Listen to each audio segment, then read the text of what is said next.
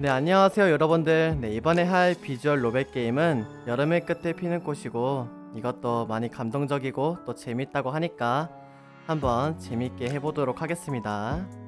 렛츠고. 네, 이 게임 좀 많이 길긴 하는데 어떡하지? 흘러가는 시간 속에서 기억은 조각나 파편이 되기 마련이다. 그런 조각나 파편들 속에서도 유난히 눈에 띄는 조각들이 있다. 흔히 추억이라 불리는 그런 조각들 말이다. 손을 뻗어 붙잡은 추억 두 조각이 한여름밤의 별빛처럼 반짝이고 있었다. 몇 광년은 좁게 떨어져 있을 두 별처럼 아득하면서도 한쪽에서 손을 뻗으면 금세 닿을 것만 같은 그 추억의 조각들이 내 안에서 빛을 발하고 있었다.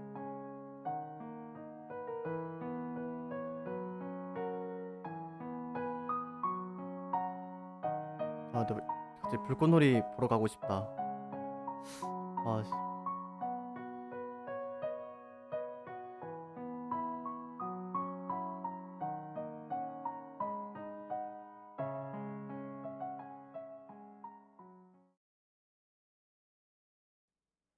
본격적으로 무더위가 시작되려는지 그날의 학교길은 유난스럽게도 더웠다.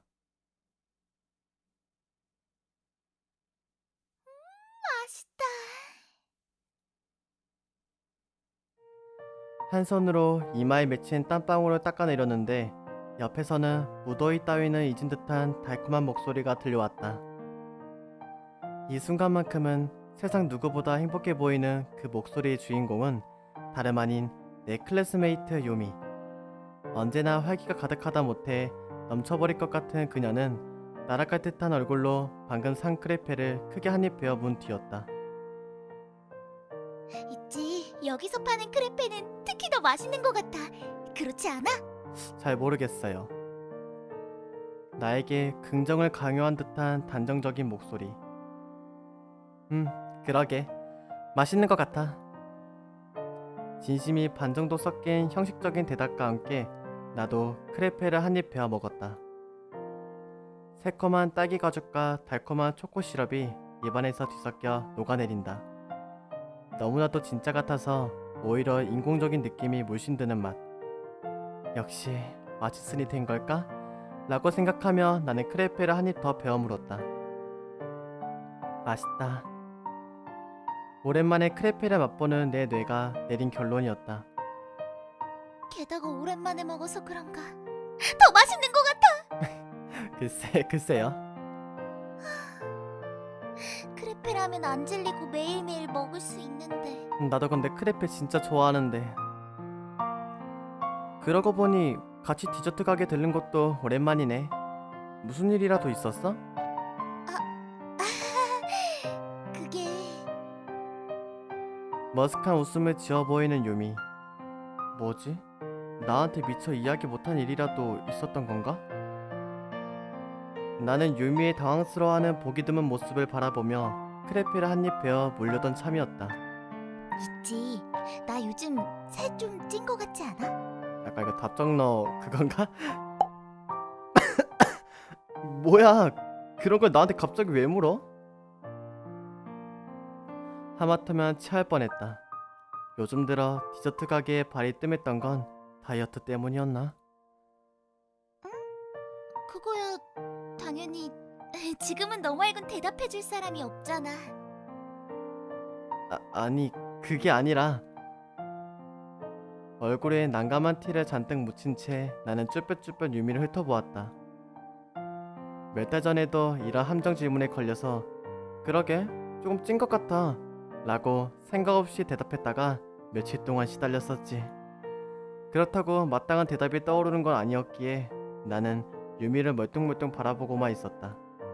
지금이라도 좋으니 이 이야기는 없던 걸로 하지 않을래? 라는 의미였지만 질문을 철회해달라는 무언의 요구는 역시나 씨알도 먹히지 않는 듯해 보였다. 그게 혀끝을 벗어난 언어의 조각이 나도 모르는 사이에 그녀를 향해 날아간다. 나는 오히려 살 좀 찐 적이 더 예뻐 보이는데? 뭐라는 거야? 황급히 고개를 반대편으로 틀렸는데 옆에서 당황스러움의 농도가 한층 더 짙어진 유미의 목소리가 들려왔다. 지금 네 취향 물어본 게 아니잖아. 그러게 진짜 뭐라는 거야? 생각 없이 내뱉은 한마디였는데 의외로 효과 만점이었다. 자신의 늘어난 몸무게에 대해 잠깐 투정을 부리던 유미는 곧바로 다른 화제로 방향을 돌렸다. 그나저나 곧 여름 방학이잖아. 응, 그렇지. 뭘 했다고 벌써 여름방학인 건지는 잘 모르겠지만 어느새 1년 하고도 6개월의 두 번째 여름방학인가? 넌 여름 방학 때 뭐 할 거야? 글쎄, 아직 생각해둔 건 없는데? 지난 방학 때 정말 여러모로 바빴었는데 하지만 이번 여름방학은 잘 모르겠다. 넌 계획해둔 거라도 있어? 난 이번 여름 방학은 후배들 멘토링이나 봉사활동 쪽으로 계획을 잡고 있어. 참, 그리고 방학 끝나고 있을 학예제 준비도 해야 되고. 어우 야 바쁘다. 너다운 계획이네. 하긴 유미라면 분명 계획이 있을 거라 생각했다. 이번 여름 방학이 아니면 이젠 봉사활동할 시간도 없을 것 같아서. 그렇겠네. 정말 유미답다고 할 수 있는 미래지향적인 계획이다. 크레페를 한 입 더 베어 물었다. 크림이 녹아내리고 달콤한 향이 입안 가득 퍼진다. 생각에 잠기게 하는 진한 달콤함이다. 나는 무엇을 해야 할까? 어려운 고민이네. 아마 이 세상 그 누구도 이런 고민을 해본 적 없겠지. 생각해둔 게 없으면 나랑 같이 봉사활동이라도 가보는 건 어때? 봉사활동? 그것도 괜찮겠다. 생각 한번 해볼게. 생각만. 너도 이제 슬슬 대학 진학 걱정해야 될 시기라고. 하긴 그것도 그렇지. 너 너무 안일하게 생각하는 거 아니야? 되게 뭔가 달달한 게임이다. 둘의 분위기가 너무 좋은데? 유미와 이야기를 하다 보면 항상 그녀가 나를 미래로 인도한 듯한 기분이 든다. 유미는 멍하니 생각에 잠겨있는 나를 의아한 표정으로 바라보고 있었다. 속으로 긴 한숨을 내쉬었다. 솔직히 아직도 잘 모르겠다. 이젠 발걸음을 떼어야 하는 시간인 걸까? 참, 주말에 이번 학기 성적표 받지 않았어? 응, 받았어. 토요일쯤 받았던 것 같은데. 결과는 어떻게 나왔어? 50등 정도였나? 잘 받은 거 아니야? 정말? 많이 올랐네. 작년 2학기 때까지만 해도 아슬아슬하게 두 자리 등수였잖아. 네 덕분이지 뭐. 하긴 그렇지? 빈말은 아니었지만 유미는 내 말에 생각보다도 강한 긍정을 보이며 키득였다. 뿌듯한데 내가 가르친 학생 성적이 그렇게 올랐다니까. 그러니까 전교 50등이면 잘하는 거지. 그치 잘하는 거지. 네 감사합니다 유미 선생님. 한껏 기분이 업된 듯한 그녀의 말에 맞장구를 쳐준다. 매일같이 유미가 나한테 신경을 써줘서 성적이 오른 건 분명한 사실이었으니까. 겨울방학 때 무척이나 바빴던 이유 중 하나도 바로 이거였고 말이다. 그렇지? 유미는 정말 제자를 보는 스승처럼 뿌듯한 미소를 지으며 내 어깨를 두드렸다. 그럼 다음 학기에도 성적이 올라서 30등 안에 들어가면 겨울방학 때 나랑 같이 여행이라도 가보는 건 어때? 여행? 30등이면 여행. 3학년 되기 전에 리프레시라도 할 겸. 30등? 좀 빡센데? 그것도 좋지. 잠깐, 너랑 나랑 둘이서? 둘이서. 왜? 싫어? 아니, 싫은 건 아닌데 싫다기보다는 단둘이서 여행이라니. 그건 좀 뭐라고 설명해야 할지는 잘 모르겠지만 여하튼 복잡한 생각들이 머릿속에서 마구 솟아났다. 설마 나쁜 생각이라도 한 거야? 그건 절대 아니거든. 내 눈에 뭐가 쓰였기라도 한 건지 유미는 내 눈을 빤히 쳐다보았다.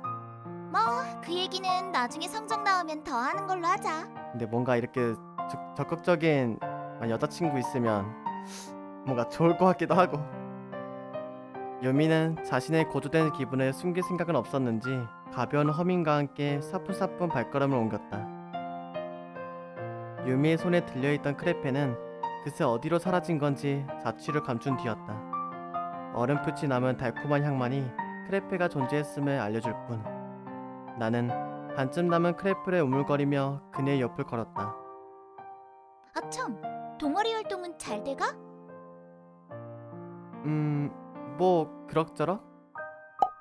너 방학 때 동아리 활동 보고서 완전 잘 적어서 내야 된다. 내가 거기 유령부원 꽂아주려고 얼마나 고생했는데. 알겠어. 걱정 안 해도 돼. 정말이지? 믿는다? 유미가 문득 생각난 게 있다며 꺼낸 이야기는 다름 아닌 내 동아리에 관한 것이었다.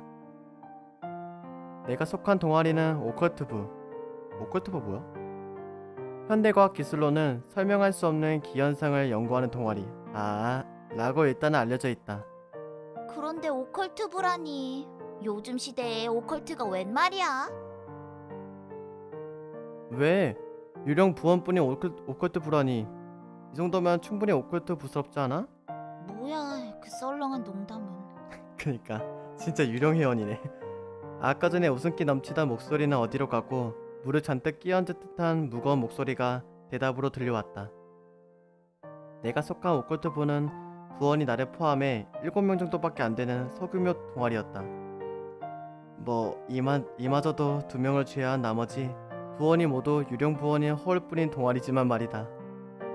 허울뿐인 오컬트부가 명목을 유지할 수 있는 건 학생회 부회장으로 활동하고 있는 유미의 공이 컸다. 부회장인 유미가 사람을 구해 유령 부원을 어찌어찌 구해 학생부에 제출해줬으니까. 정말 유미가 아니었으면 어쩔 뻔했나 모르겠다. 크레피를 다 먹고는 나는 버릇처럼 손에 묻어있던 슈가 파우더를 후 불어 바람에 날려보냈다. 밋밋한 단내가 송진가루처럼 흩날린다. 물론 여기서는 소나무는커녕 관목하는 그릇조차 볼 수 없지만 말이다. 야, 시간 때우러? 횡단보도 앞에 서자 주변의 풍경이 눈에 들어왔다.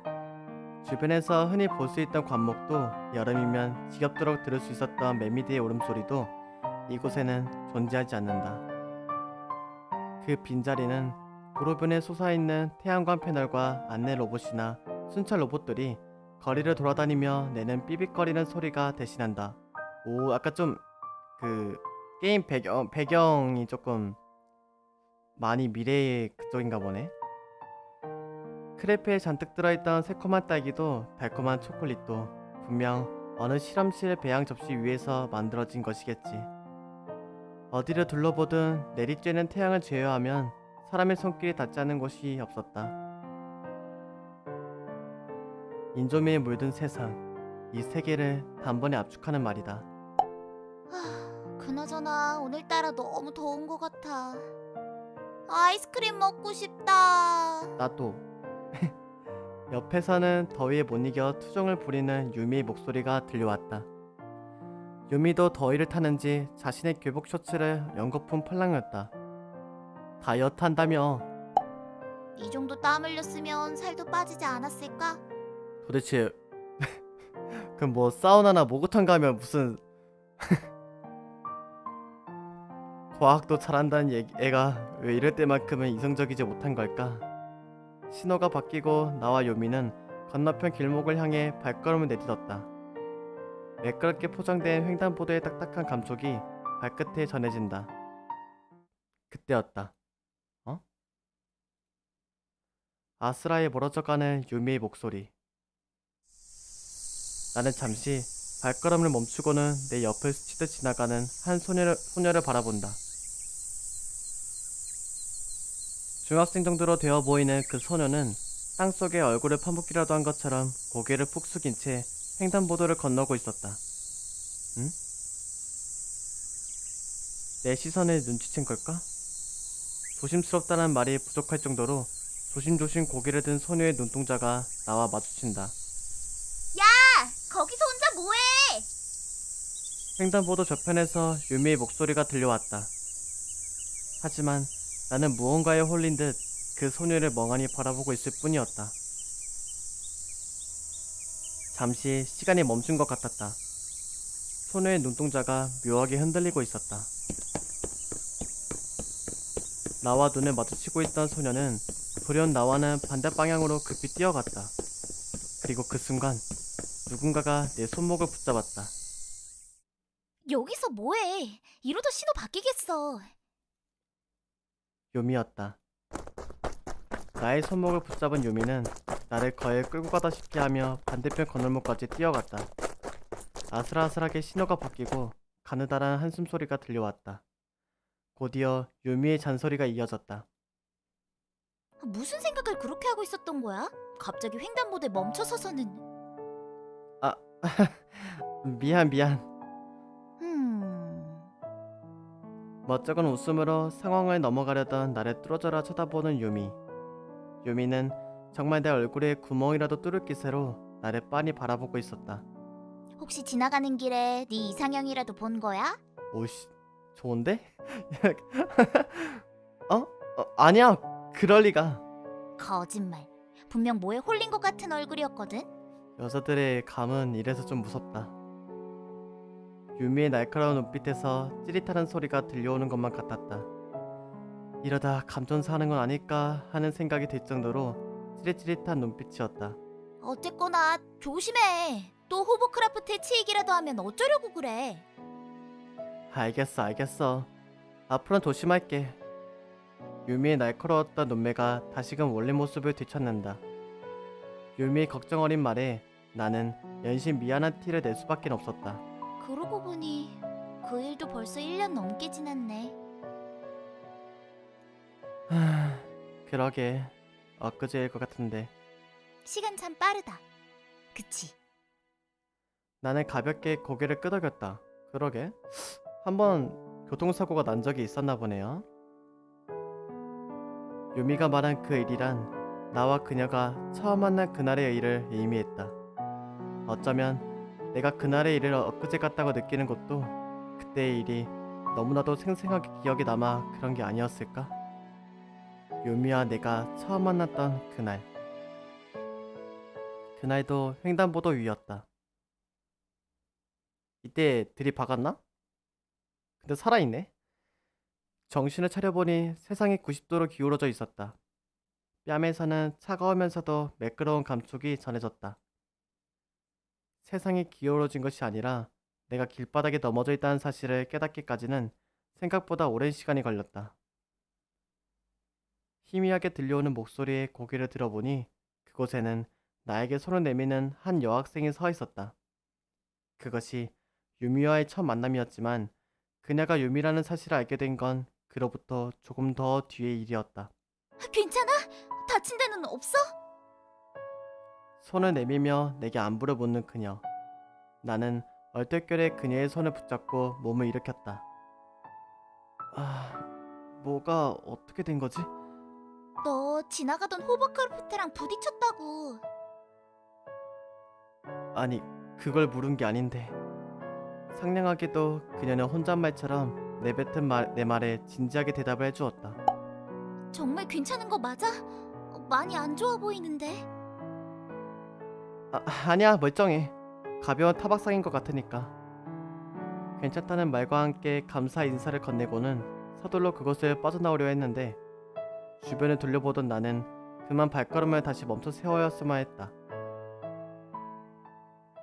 그니까 이질감이 느껴지는 풍경이었다.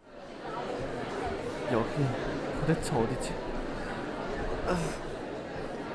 이질감은 풍경에서만 느껴지는 것이 아니었다. 마치 나의 몸이 내 몸이 아닌 것 같은 이질감이 온몸을 강통하고 있었다. 잠시 동안 내가 어쩌다 이곳에 있게 된 건지 기억을 더듬어 보려 했지만 어째서인지 떠오르는 건 아무것도 없었다. 저기 있잖아. 여긴 어디야?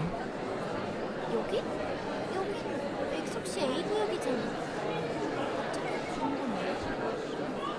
왜 그런 당연한 걸 묻느냐는 듯 나를 바라보는 여학생. 잠깐만, 이거 소리 이거 왜 이렇게 커? 이상한 웅성웅성 소리 왜 이렇게 커? 잠깐만.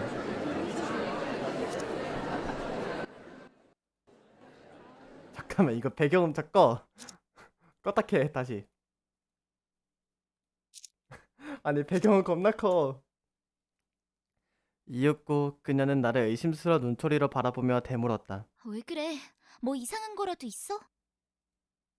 아, 아무것도 아니야. 잠시 착각했나 봐.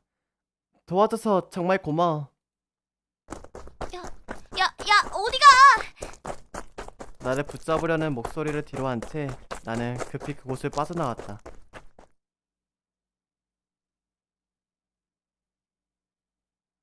도대체 뭐가 어떻게 된 거지? 자, 다시. 잠깐만, 이거 웅성웅성 소리 날 때마다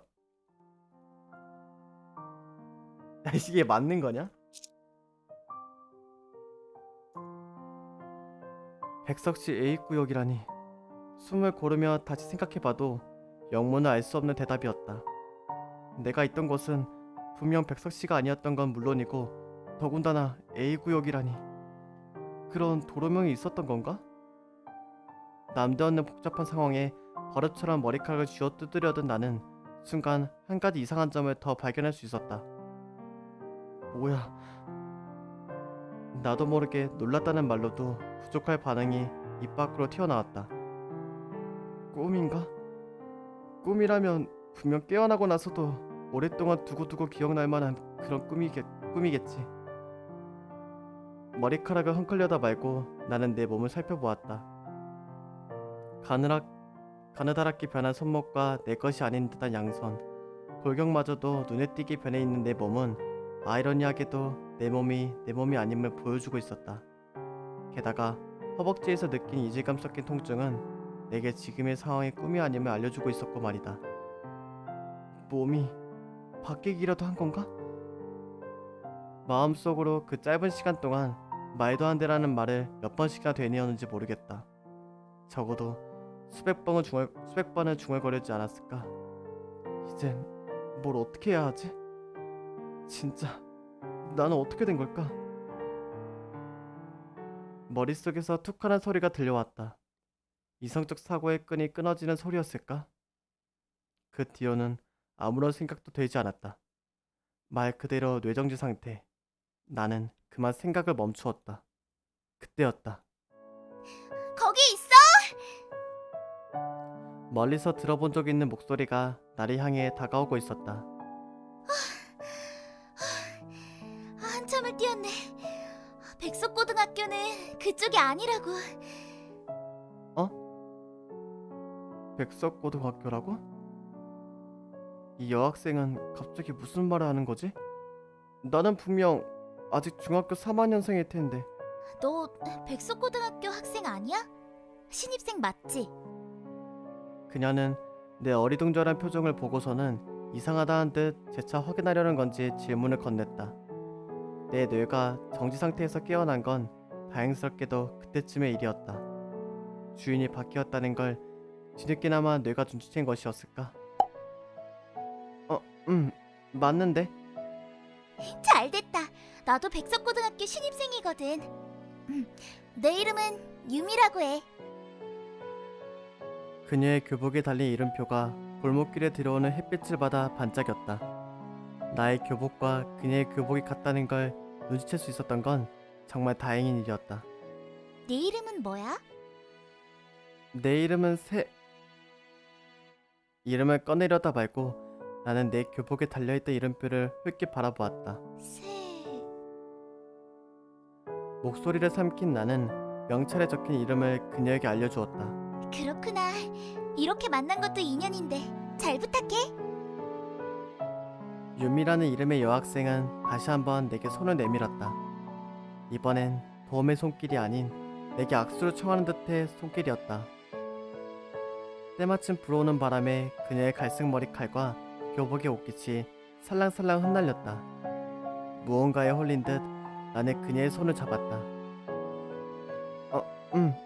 잘 부탁해. 얼떨결에 잘 부탁한다는 말을 건네긴 했지만 진심이 담긴 건 아니었다. 그나저나 내 주인공은 나는 이름이 뭐예요? 이 주인공의 이름은? 정작 게임하고 있는 나는 몰라. 마주잡은 유미의 손은 마치 비단귀를 만지는 것처럼 부드러웠다. 잠깐만, 이거 세연이라고 했었나? 처음에? 나도 뇌정지가 왔다. 순간 분명히 처음에 말해 주었던 것 같은데. 물론 지금의 내겐 가시 돋친 반껍질을 만지는 것처럼 불편하게 느껴졌지만 말이다. 아까 세연이라고 했나? 뭐라 했지? 순식간에 일어날 일련의 사건들을 도무지 정리할 수가 없었다. 몸이 바뀌다니. 영화나 만화에서나 가능할 법한 이야기라며 나는 여전히 현실을 받아들이지 못하고 있었다. 내 불편한 감정을 아는지 모르는지 유미는 가벼운 발걸음으로 나를 백석고등학교로 안내하기 시작했다. 아무것도 아는 게 없는 나로서는 그녀를 잠자코 따라가는 수밖에 없었다. 입학식이라니 되게 두근거린다. 그렇지 않아? 입학식이라고? 나는 유미의 말에 뭐라 반응을 보여야 할지 갈피를 잡지 못한 채 멀뚱멀뚱 그녀를 바라볼 뿐이었다. 너 입학식 날이라고 너무 긴장한 거 아니야? 유미는 나의 긴장을 풀어주려는 듯 어깨를 쿡쿡 찔러댔다. 입학식 정도의 긴장감이라면 모르겠지만 당연하게도 그런 자극으로 긴장이 풀릴 리는 없었다. 그런가? 응, 완전 긴장한 거 같아 보여.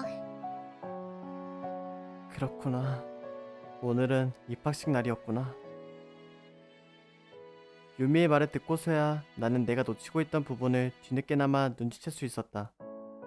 주변은 여전히 겨울의 입김을 떨쳐내지 못한 듯 쌀쌀한 바람이 불어오고 있었다. 분명 나는 여름방학이 다 끝나가고 중학교에서의 마지막 학기를 기다리고 있었을 텐데 불어오는 쌀쌀한 바람과 유미라는 여학생이 말한 입학식이라는 단어가 새로운 사실 하나를 내게 알려준다. 단순히 몸만이 바뀐 것이 아니었다. 바뀐 것이다.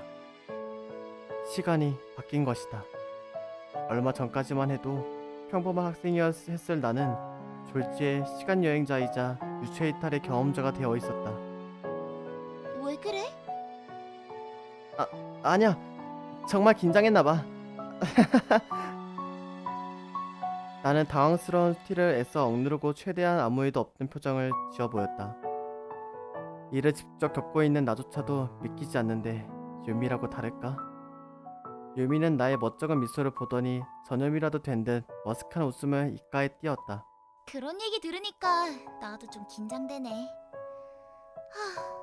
반배정이라도 잘 됐으면 좋겠다. 그녀는 소원을 빌듯 하늘에 대고 말했다. 행운을 빌게. 이번엔 내가 그녀의 혼잣말 같은 이야기에 반응을 보였다. 고마워. 너도 행운을 빌어. 한쪽에선 빈 껍데기 같은 말이, 그리고 다른 한쪽에선 감정이 가득하다 못해 넘칠 것 같은 말이 오갔다. 확실히 불공정해 보이는 감정 교환이었다. 죄책감이라도 든 걸까? 왠지 심장이 무거운 기분이었다. 심장이 무거웠던 건 아무래도 기분 탓만은 아니었 모양이었다. 유미를 따라 학교를 향하던 중 나는 뒤늦게나마 교복 안주머니에 들어있던 휴대용 태블릿을 발견할 수 있었다. 특이하게 생긴 태블릿이었다. 33? 한 번도 본 적 없는 디자인이 분명했다. 태블릿을 켜는 그 짤막한 한순간 동안 불안한 생각들이 자꾸만 머릿속을 스쳐 지나갔다. 3월 3일 태블릿 잠깐 화면에 위젯에 나타나 있는 오늘 날짜였다. 내가 알지 못하는 대규모의 몰래카메라가 아니라면 나는 분명 시간여행을 한 것이겠지. 시간여행과 유체이탈을 동시에 겸허하는 것과 대규모의 몰래카메라 사이에서 일어날 확률이 더 높은 걸 고르라고 한다면 단연코 후자겠지만 인생은 항상 확률대로 흘러가지 않는 법이다. 확실하지 않은 건 내가 어느 시간대로 시간여행을 한 것인지였다. 태블릿의 잠금 화면에는 올해가 몇 년도인지는 표시되어 있지 않았다. 잠금 화면을 어떻게 풀어야 할지 고민하고 있었는데 내 생각을 읽기라도 한 것인지 현재의 시간과 날짜만을 표시하고 있던 잠금 화면이 저절로 해제되었다. 뭐가 어떻게 된 건지 몰라 눈을 깜빡이다 말고 잠금 화면이 해체된 것이 바로 이 눈동자 때문이란 것을 깨닫는다. 다시 한번 내가 다른 사람의 몸에 들어와 있다는 것을 실감하는 순간이었다. 그나저나 이 태블릿에는 원래 주인의 정보나 이를 유출할 수 있는 것들도 제법 들어있을 텐데 어쩌면 상황을 풀어나갈 만한 정보를 이 태블릿에서 찾을 수 있을지도 모르겠다는 생각과 함께 나는 태블릿의 날짜 탭을 눌렀다. 여기야, 백석 고등학교. 하마터면 소리를 지를 뻔했는데 때마침 들려온 유미의 목소리가 이를 제지했다. 태블릿에서 눈을 떼고는 나는 고개를 들어 어느새 도착한 백석 고등학교 건물을 바라보았다. 강당은 저쪽인가 보네. 유미를 따라 입학식이 열리는 강당으로 향하며 나는 다시금 방금 보았던 숫자를 곱씹어 보였다. 그러게 2019나 2020 아니 적어도 2032 정도의 숫자 정도라면 그래도 이해를 할 수 있을 거라 생각했다. 몸도 바뀌었는데 시간여행이라고 못할 건 없지. 그렇고 말고 차라리 3000이나 4000 정도의 숫자가 적혀 있었다면 대규모의 몰래카메라라고 생각할 수는 있지 않았을까? 그래도 이건 정도가 지나친 것 같은데. 나는 다시 태블릿을 켜 날짜를 확인해 보았다. 136 2136을 잘못 본 건 분명 아니었다. 태블릿의 날짜 탭에 적혀있던 숫자란 다름 아닌 136이라는 세 자리의 숫자였다. 나는 장장 2000년이라는 세월을 거슬러 올라온 걸까? 안 그래도 복잡했던 머릿속이 더 복잡해지는 것 같았다.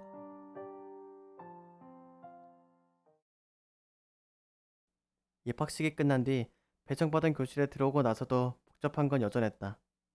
내가 배정받은 반은 A반이었지만 지금 중요한 건 그게 아니라는 것쯤은 나도 잘 알고 있었다. 교실에 도착하자마자 다른 학생들은 저마다의 그룹을 형성하고 있었지만 나는 그 울타리 속에 끼어들 겨를 따윈 없었다. 눈에 띄지 않는 구석자리에 앉은 나는 태블릿을 뒤지며 지금의 상황을 풀어나갈 만한 실마리를 찾아보려던 중이었다. 혹시나 한 생각에서였다. 136이라는 현실감 없는 숫자가 와닿지는 않았지만 그래도 원래의 내 몸과 바뀐 몸 사이의 연관성 정도는 찾을 수 있진 않을까? 최대한 상상력을 발휘하려는 애를 쓰며 나는 태블릿에 저장되어 있던 정보들을 뒤졌다. 내 옆에서 익숙한 목소리가 들려오기 전까지는 말이다. 안녕, 또 만났네? 단순한 우연이라고 하기엔 너무 편의주의적 상황이 아닐까? 나의 곁에 다가온 갈색머리 여학생은 당연하다는 듯 내 옆자리에 가방을 내려놓았다. 반갑게 손을 흔드는 유미에게 나는 어안이 벙벙한 얼굴로 인사를 건넸다. 네가 반 배정 잘 되게 해달라고 한 게 효과가 있었나 봐. 유미는 상냥하게 그지없는 미소를 띈 채 내게 한 발짝 다가왔다. 근데 진짜 전학이래. 그 다른 학교 갔을 때 진짜 같은 반에 아는 사람 한두 명 있는 게 진짜 엄청 큰 그건데 감사함인데. 뭘 그렇게 보고 있는 거야? 재밌는 거라도 있어? 그게 내가 좀 멀리서 학교를 배정받아서 근처에 아는 게 없어서 찾아보고 있었던 거야. 다행이라고 해야 하는 건지 바뀐 몸의 원래 주인은 꽤나 먼 곳에서 이 학교로 배정을 받은 모양이었다. 덕분에 학교에 아는 사람도 없어 보였고 무엇보다도 부모님과도 떨어져 자취생활을 하기로 한 듯 보였다. 그리고 나는 그 정보를 토대로 그를 흉내내는 수밖에 없었다. 아, 그래서 그렇게 헤매고 있었구나. 뭐 그렇지. 근데 고등학생 때 자취하면 난 뭔가 어렸을 때부터 고등학생 때부터 자취하는 사람들 약간 부러워했었는데 근데 물론 장단점이 다 있지만 본의 아니게 나의 행동에 당위성이 부여된다. 유미의 눈동자에서 의심의 눈초리 같은 건 지워진 지 오래였다. 순수한 미소만이 그녀의 눈가에 남아있을 뿐. 사실 나도 조금 먼 곳에서 학교를 배정받았거든. 그래서 아는 사람도 없는데. 이왕 이렇게 된 거 서로 친하게 지내자. 거부할 수 없을 것만 같은 미소였다. 기숙사는 그 대신에 약간 엄청 자유스럽진 않잖아요. 누군가랑 같이 지내니까. 근데 자취는 나 혼자만의 공간이니까 어느 정도 자유가 많단 말이야. 근데 이제 외로운 거는 뭐 어쩔 수 없지. 이미 대답은 정해져 있으니 넌 그 말만 하면 된다고 이야기한 듯한 순수한 미소였다. 그 뒤로 유미는 항상 나와 붙어 다니게 되었다. 학교에서도 집으로 돌아가는 길에도 그녀는 나와 함께였다. 처음엔 부담스럽기도 했고 다시 원래 내가 있던 곳으로 돌아가야 한다는 생각에 유미와 거리를 두려워했지만 오히려 그럴 때마다 나와 유미 사이의 거리는 점점 좁혀져만 갔다.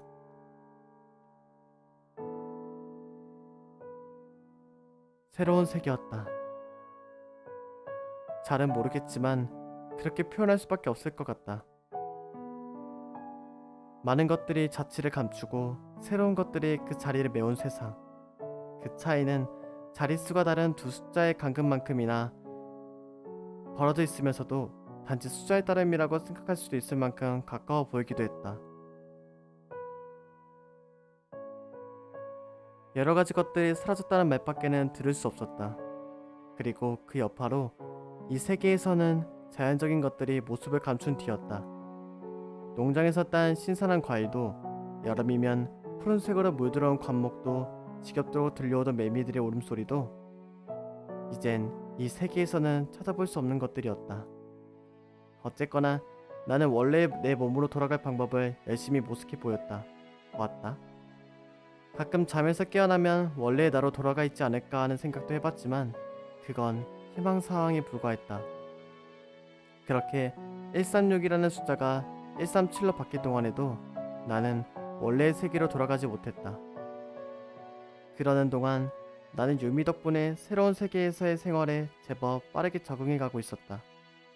유미는 모든 것이 서툰 나를 의심조차 하지 않은 채 자기 일처럼 도와줬다. 그렇게 유미와 내가 둘 도는 사이가 된 건 두말할 필요도 없는 사실이었다. 원래의 몸을 되찾아야 한다는 생각도 점점 희미해져 갔다. 그럼에도 내가 여전히 마음을 정하지 못하고 갈팡질팡하고 있던 건 무의식 어디에선가 들려오는 돌아가야 한다는 무언가의 아우성 때문이었다. 정체 모를 무의식의 아우성. 설마 또 이상한 그 시끄러운 소리가 들리지 않겠지? 다행이다. 나는 그 무의식의 외침을 연어의 회귀 본능 같은 것이라 생각하고 있었다.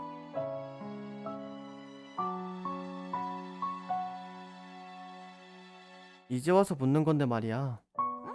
갑자기 뭔데? 유미에게 묻고 싶었던 질문 하나가 문득 떠올랐다. 여태껏 궁금했지만 신뢰가 될 것 같아 미처 하지 못한 질문이었는데 왠지 지금이라면 괜찮을 것 같다는 생각이 들었다. 넌 왜 그렇게 나한테 신경 써줬던 거야? 왜? 혹시 싫었어? 유미는 발걸음 속도를 늦추고는 나를 빤히 바라보았다. 아니 그런 건 아닌데. 하긴 이런 미소녀 여학생이 챙겨주는데 싫을 리가 있겠어? 한때 주업해. 아... 네. 뭐야 그 반응은?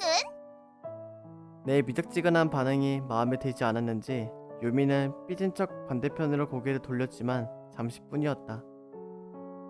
유미는 이내 고개를 치켜들더니 인공구름이 떠다니는 하늘을 빤히 바라보았다. 그러고는 나에게 넌지시 말을 건넸다.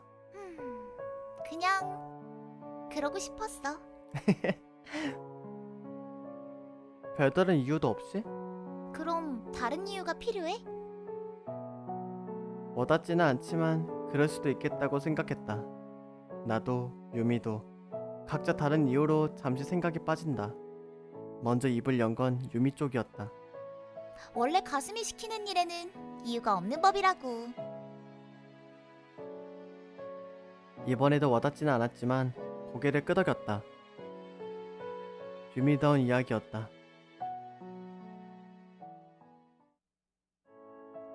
분명 얼마 걷지도 않은 것 같은데 어느샌가 사거리 앞에 도착해 있었다. 그럼 내일 봐. 조심해서 들어가고. 사거리 앞에 선 유미는 손을 흔들며 내게 인사를 건넸다. 평소와 같은 인사말 뒤에는 조심하라는 말이 덧붙어졌다. 분명 아까 횡단보도에서 있었던 일 때문이겠지. 알겠어. 내일 봐. 반대편으로 향하는 유미를 바라보며 나도 인사를 건넸다. 건널목에서 신호를 기다리는 동안 나는 휴대용 태블릿을 꺼내 현재 시각을 확인해 보았다. 오후 4시 반. 아직 해가 지기엔 한참이나 먼 시각이었다. 메신저함에는 이메일이 한 통 와 있었다. 30분 전 학교가 마쳤을 때쯤 도착한 이메일이었다. 선배, 이 사이트 좀 확인해 주세요. 발신인을 확인하지는 않았지만 나는 어렵지 않게 누가 이 메일을 보냈는지 알 수 있었다. 이런 이모티콘을 써가며 메일을 보낼 사람이라면 딱 한 명밖에 없으니까. 사실 메신저 기능을 사용한 일이 극히 제한적이라 그런 것도 있겠지만 현지네. 내게 메일을 보낸 사람은 나와 같이 오컬트 부에 속해 있는 후배 현지였다. 아마 지금 동아리에서 조사하고 있는 것 때문에 메일이 온 거겠지. 메일의 본문에는 몇 가지 사이트의 URL이 첨부되어 있었다. 알겠어. 집에 도착하면 확인해 볼게. 전송 버튼을 누른 지 몇 초도 지나지 않은 것 같은데 금세 메일이 도착했다는 알림이 나타났다. 고마워요 선배. 파이팅. 근데 뭔 놈이 이모티콘이 이렇게 많아. 빠르다. 난 30분이나 지나서 답장을 보냈는데 어떻게 저런 이모티콘을 일일이 넣으면서도 저렇게 빨리 답장을 보낼 수 있는 거지? 놀라운 능력이라는 생각밖에는 들지 않았다. 태블릿을 도로 주머니 속에 집어넣자 때맞춰 신호등이 초록불로 바뀌었다. 길을 건너려다 말고 나는 근처에서 나에게 향하는 듯한 시선을 느끼고는 고개를 돌려 주변을 돌아보았다. 순찰 로봇인가? 아니면 환경미화 로봇? 대수롭지 않게 여기며 주변을 둘러보던 나의 시선이 돌연 한 곳에서 멈췄다. 그 순간이었다. 데자뷰처럼 시간이 잠시 멈춘 듯한 기분이 또다시 들었다. 대수롭지 않게 생각하며 나의 시선이 향한 곳. 그곳에는 아까 그거네요. 그 소년이네요. 나를 바라보는 한 소녀가 있었다. 분명 방금 횡단보도에서 마주쳤던 그 소녀가 틀림없었다. 반대편 길목에서 나와 눈이 마주친 소녀는 곧장 고개를 돌리더니 좁은 골목길로 사라졌다. 이번에도 나는 무언가에 홀린 듯 소녀가 사라진 골목길을 발걸음을 돌렸다. 이유는 나도 알 수 없었다. 나를 바라보는 이름조차 모를 그 소녀의 눈빛이 마음에 걸려서였을까? 물론 그게 명확한 이유가 되지 못하리라는 것쯤은 나도 알고 있었다. 발걸음이 빨라졌다. 나는 어느새 생면부지의 소녀를 뒤쫓고 있었다. 일단 무턱대고 골목길로 들어서긴 했는데 어디로 사라진 거야? 그 소녀는 이미 모습을 감춘 뒤였다. 역시 괜한 짓이려나? 그런 생각을 하면서도 나는 골목길 안쪽으로 발걸음을 옮기고 있었다. 한참 동안이나 더 골목길을 살펴보았지만 사라져버린 소녀를 찾기는 역시나 어려운 일이었다. 아스팔트와 건물로부터 반사된 폐활만이 좁은 골목길을 빠져나가지 못한 채 내 주변을 맴돌고 있을 뿐 소녀의 흔적은 보이지 않았다. 목덜미에서는 땀줄기가 주룩주룩 흘러내렸다. 평소보다 빠른 걸음으로 골목길을 돌아다니라 그런지 호흡도 제법 가빠져 있었다. 소녀를 찾는 것을 멈추고는 잠시 숨을 돌렸다. 역시나 괜한 짓이었다는 생각이 다시 한번 들었다. 하지만 횡단보도에서 처음 그 소녀와 마주쳤을 때 나를 바라보던 그녀의 눈동자가 또렷이 기억났다. 내게 마치 무언가를 말하고 싶다는 듯 흔들리고 있던 소녀의 눈동자. 내가 너무 과한 상상을 하는 건지는 모르겠어도 적어도 내 눈에는 그렇게 보였다. 어쨌거나 결정을 내릴 시간이다. 뭐야 이거? 잠깐만. 저장부터 할게요. 뭘 해야 될까? 뭐 할까요? 뭘 고를까요? 집으로 돌아간다. 정체불명의 소녀를 계속 찾는다. 어떻게 해야 되지?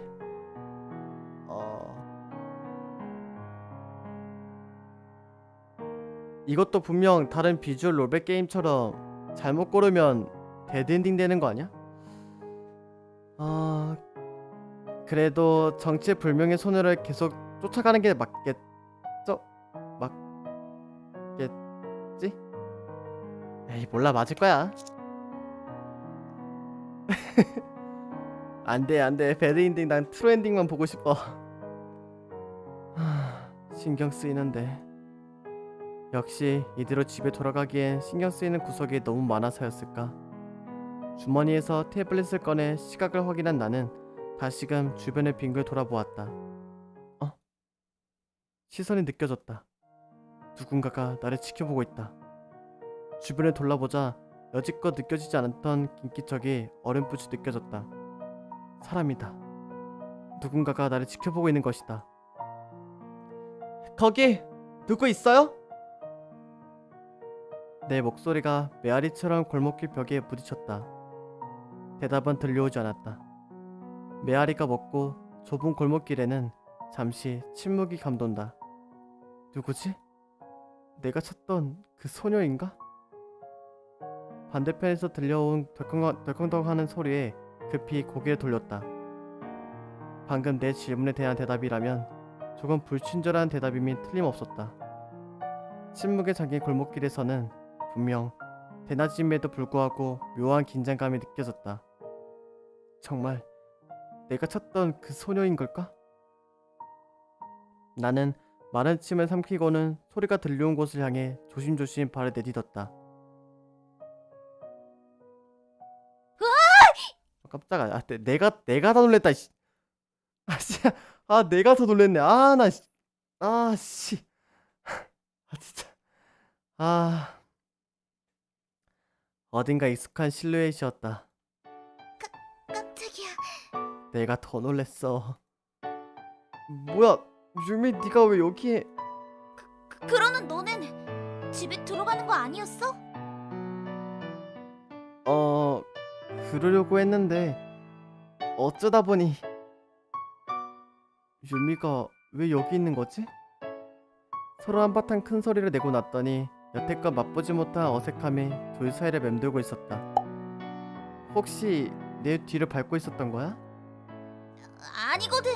그냥 우연히 마주친 거거든. 모든 레파토리가 다 그렇지. 우연히 마주쳤다. 우연히 가던 길이었다. 국어책을 읽는 듯한 연기톤의 목소리가 들려온다. 뭐든 잘하는 유미였지만 연기만큼은 영 아닌 것 같다는 생각이 들었다.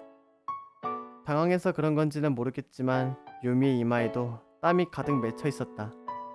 보아하니 내가 골목길에 들어섰을 때부터 내 뒤를 밟았던 거구만. 물론 나도 누군지 모르는 사람을 찾고 있긴 했지만 어디 가고 있었는데? 그게 챙겨주는 건 고맙지만 이렇게 미행까지 할 정도의 집착은 아무래도 좀... 이거 얀데레인가? 뭔가 하는 초기 증상 아닌가? 길을 잘못 들었나 봐. 그치, 그럴 수 있지. 길을 잘못 들고 그럴 수 있어. 네. 전혀 믿음직스러 못한 대답에 나도 전혀 믿음스럽지 못하는 반응을 보였다.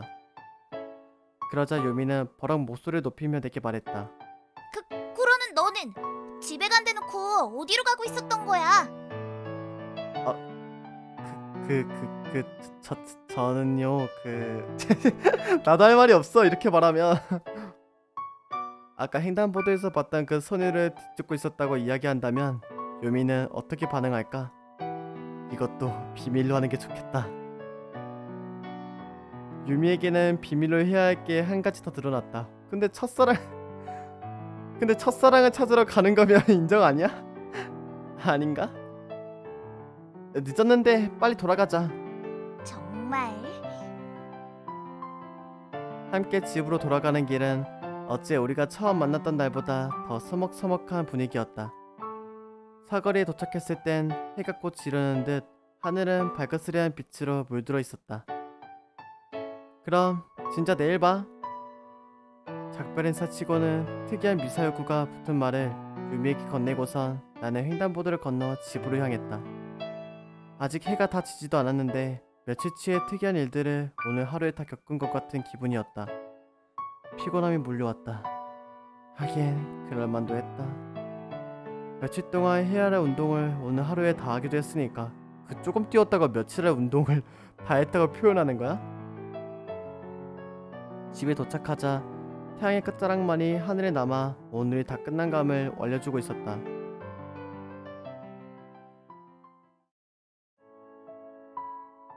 다음날 교실에 도착했을 땐 유미는 교실 뒤편에서 누군가와 이야기를 나누고 있었다. 자리로 향하려는데 옆에서 유미의 목소리가 들려왔다. 안녕, 좋은 아침. 좋은 아침. 어제 일은 벌써 새까맣게 잊었는지 유미는 오늘도 하이텐션을 유지하고 있었다. 선배, 오랜만이에요. 얘가 그 오컬트부 그 동아리 맞네, 현지. 그러자 유미와 이야기를 나누고 있던 현지도 나를 발견하고는 반갑게 인사를 건넸다. 어라, 현지 너도 있었네? 여긴 웬일이야? 유미 언니가 이야기할 게 있다고 해서요. 아침부터 이렇게 불러서까지 이야기할 정도라면 제법 중요한 이야기인가? 그럼 전 선배도 봤으니까 이만 가볼게요. 벌써? 이야기할 거 있다고 하지 않았어? 이야기는 이미 다 했어요. 다음 동아리 시간에 봐요, 선배. 요사름을 무슨 일이지? 현지는 내게 인사를 건네고선 금세 교실 밖으로 걸어나갔다. 나는 자리로 돌아오는 유미에게 방금 전 일의 설명을 요구했다. 무슨 이야기 한 거야? 그건 여자들만의 비밀. 참, 뭐야 그게. 뭐 나중에 현지한테 커피라도 한 잔 사주면서 물어보면 말해주지 않을까? 기말고사가 끝나고 여름방학을 앞둔 교실의 시간은 말 그대로 어영부영 흘러간다. 현지뿐만 아니라 이 여주도 좋아하는 것 같은데?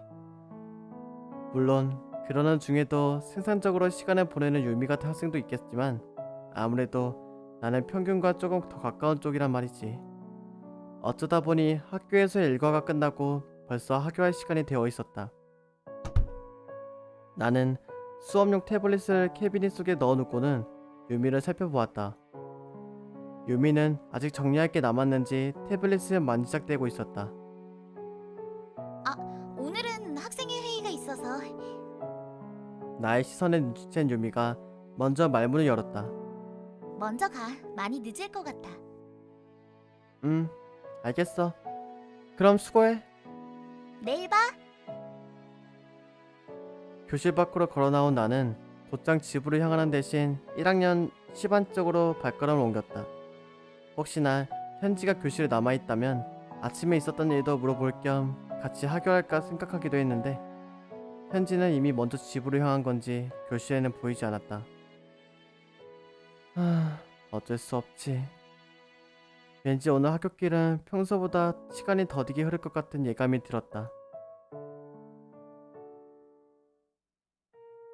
머리 위에서는 뜨거운 햇빛이 내려쬐고 발밑에서는 후덥지근한 열기가 올라온다. 다른 이야기를 할 수 없으니 여름의 무더위 속을 걷는 내가 할 수 있는 생각이라고는 빨리 집에 들어가고 싶다는 것뿐이었다. 여름방학 때 무엇을 해야 할지, 앞으로의 진로 계획이라든가 오컬트부에서의 일이라든지 생각해야 할 것들은 산더미처럼 쌓여 있었지만 무더위에 잠식된 인간은 정상적인 사고와는 거리가 멀어지는 법이다. 집으로 돌아가 에어컨 바람을 쐰다면 정신이 좀 되지 않을까? 교복 셔츠를 펄럭이며 횡단보도의 신호를 기다리던 나는 문득 근처에서 느껴지는 소란스러운 낌새에 그쪽을 바라보았다. 무슨 일이지? 건너편 길목에서 들려오는 소리인 것 같았다.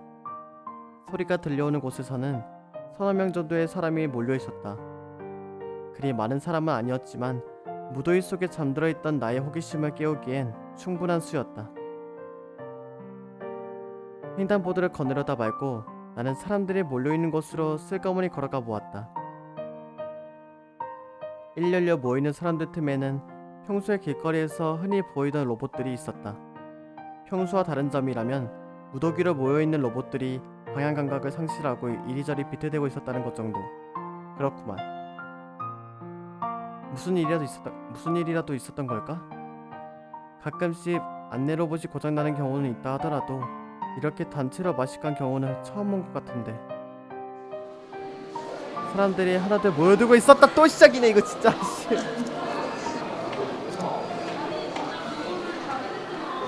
뭐야? 그래, 이거였어. 또 시작이네 이거. 소란의 규모도 점점 더 커져가고 있었다. 중앙관제센터에 연락을 취하는 사람 한 명을 제외하면 다른 사람들은 모두 제각각 비정상적인 움직임을 보이는 로봇들을 빤히 바라보며 한마디씩을 내뱉을 뿐이었다. 혹시 중앙관제센터가 해킹이라도 된 거 아니야? 글쎄, 누가 장난이라도 치는 건가? 로봇도 더위 먹어서 막 간 거 아닐까? 그러고 보니 1년째 이맘때쯤에도 이런 일이 있지 않았던가? 그때는 이런 일에 신경 쓸 겨를도 없었기에 대수롭지 않게 넘어갔던 기억이 났다. 정말 로봇이 더위라도 먹는 걸까? 여하튼 이런 무더위 속에서 사람들의 신경을 끈 것 치고는 별일 아니라는 생각과 함께 집으로 발걸음을 돌리려 했다. 잠깐만, 다시 소리를. 아 진짜 이거 뭐야? 아, 못 읽었는데. 이거 매우 불편하네. 어제 그 여자애? 나는 발걸음을 옮기려다 말고 그 자리에 박힌 듯 멈춰섰다. 바닥을 바라보며 길을 걷는 소녀의 주변에서는 여름답지 않은 서늘함이 느껴졌다. 소녀의 시선은 아래쪽으로 늘어진 짧은 단발머리 칼에 가려져 보이지 않았지만 어제 그 시선이 또렷이 떠올랐다. 나를 지켜보던 날카로운 시선. 당연하겠지만 그 소란의 현장 속에서 그녀를 신경 쓰는 사람은 오직 나뿐인 듯했다. 나는 멍하니 소녀가 반대편 길목으로 사라지는 것을 바라보고만 있었다. 그때였다. 이거 봐. 이제 다시 제대로 움직이는 것 같은데? 그러게. 잠시 관제센터에 문제가 있었나봐. 소녀가 반대편 길목으로 사라지자 제 기능을 되찾은 로봇들이 질서정연하게 움직이기 시작했다. 뭐야 저 여자애. 일시적인 소요가 끝나자 모여있던 사람들도 하나둘 흩어져 갔다. 뭐지? 단순히 타이밍상의 문제이며 우연이라고 생각할 수도 있겠지만 그렇다기엔 어제 일도 그렇고 뭔가 이상하다는 생각이 들었다. 문득 머릿속을 맴도는 의문점이 나를 움직였다. 나는 소녀가 걸어간 길목을 따라 그녀를 뒤쫓았다. 이번에도 어제와 같은 좁은 골목길이었다.